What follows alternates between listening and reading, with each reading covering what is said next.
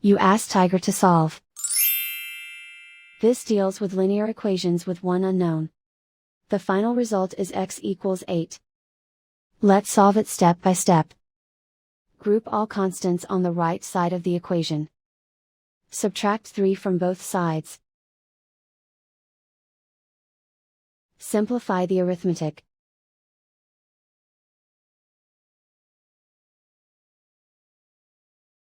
Isolate the x.